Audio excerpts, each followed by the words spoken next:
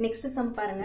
root of 0.289 divided by 0.00121. இப்படி இருக்க அந்த ஃபர்ஸ்ட் டெசிமல்ஸ்ல இருந்து மாற்றணும். இப்போ பார்த்தீங்கன்னா கீழே தான் வந்து அதிகமாக இருக்குது. ஸோ என்ன பண்ணால் root of 0.289 into எவ்வளோ ஜீரோஸ் இருக்குது? 1 2 3 4 5 ஜீரோஸ் இருக்குங்களே. 1 2 3 4 5 சரிங்களா?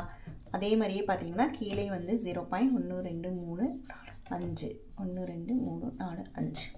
ஸோ இந்த 5 சரியாக போயிடும். இந்த 3க்கு 3 தான் போகும், பேலன்ஸ் வந்து 2 இருக்கும். ஸோ அது 2 சேர்த்தனம்னா என்ன ஆகும்?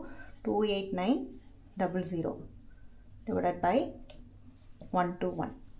289ஓட இது பார்த்தீங்கன்னா என்னென்னா உங்களுக்கு என்ன வரும்னா 17 17s 289 வரும். ஸோ 17 into 17 into 100 இல்லைங்களா? கீழே வந்து என்ன வரும்? 120 வந்து 11 ஸ்கொயர். இப்போ இது எல்லாமே இதில் இருக்குன்னா ரூட் ஆஃப் இப்போ 2 இருந்தால் 1 எடுத்து எழுதலாம். ஸோ இது எப்படி எழுதலாம்னா 17 square into 10 square divided by 11 square. இப்படி சிம்பிளிஃபை பண்ணிட்டோமா? இது 2 இருக்குது எல்லாத்துலேயுமே. ஸோ 1 எடுத்து எழுதிடலாம். 17 into 10 டிவைடட் பை 11. அவ்வளோதாங்க, 170 by 11. சப்போஸ் இதை வந்துட்டு இனியும் கூட இப்படி ஆன்சர் இருக்கலாம், இல்லை இப்படி ஆப்ஷன் கொடுத்துருக்கலாம்.